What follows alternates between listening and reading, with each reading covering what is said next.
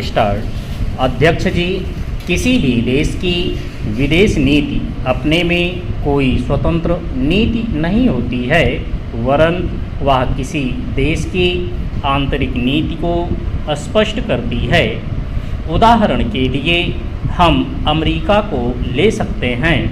उसने अपने यहाँ अधिक अन्न पैदा किया और जब उसके पास अनाज फालतू बच गया तब वह अपने बकाया अनाज की बिक्री के लिए ऐसे देशों की तलाश करने लगा जो उधार पर माल ले सकते हों, किंतु हमारी आंतरिक नीति ने यह तय किया कि खर्चीले ढंग से सरकार चलाएंगे और स्वदेशी मुद्रा की कोई राशि हमारे पास नहीं बचेगी।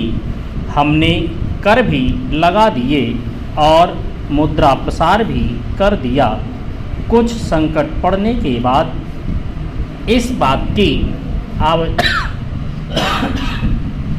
आवश्यकता को नहीं समझा कि उस पैसे का कहीं अन्यत्र उपयोग कर सकें। चिन्ह। श्रीमान, मुझे माननीय प्रधानमंत्री जी के इस कथन पर दुख होता है कि दुनिया के अमीर और गरीब देशों का अंतर लगातार बढ़ता जा रहा है। मैं उनसे यह पूछना चाहती हूँ कि भारत की विदेश नीति ने उस अंतर को घटाने की क्या कोशिश की है?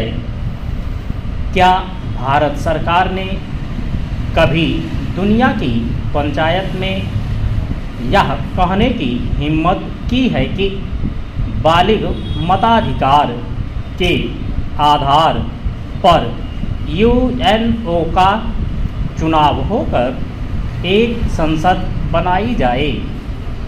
और क्या आप में यह देखने की हिम्मत है कि फौज के हिसाब से कर लगाकर एक विकास का खाता खोल दिया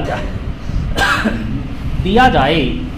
जो देश विकसित हैं उनके मज़दूरों का 1 घंटा हमारे देश के मज़दूरों के 100 घंटों के बराबर माना जाता है, क्योंकि उनके पास साधन हैं। इसीलिए यह अंतर और भी बढ़ता चला जा रहा है। किसी देश के अंदर आंतरिक नीति में अमीरी और गरीबी का अंतर बढ़ता चला जा रहा हो और वह दुनिया के देशों में विद्यमान अमीरी और गरीबी के इस अभिशाप को समाप्त करेगा, यह समझ में आने वाली बात नहीं है। अब मैं आपका ध्यान एक और बात की ओर दिलाना चाहती हूँ।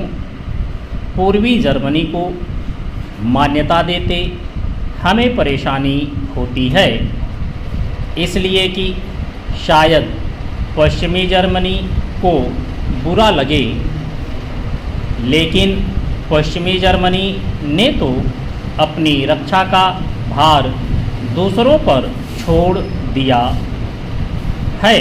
उसने अपनी पूरी शक्ति इस बात पर लगा दी है कि अधिक से अधिक उत्पादन किया जाए।